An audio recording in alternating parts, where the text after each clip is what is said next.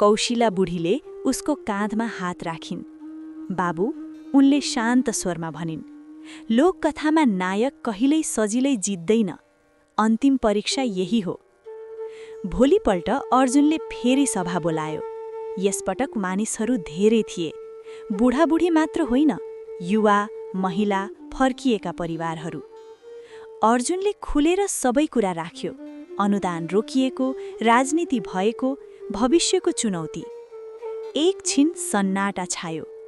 त्यही सन्नाटालाई सरिता आमाले तोडिन्। हामीले अनुदानका लागि मात्रै यो सुरु गरेका थियौं? उनले सोधिन्। रमेशका बुबा उठे।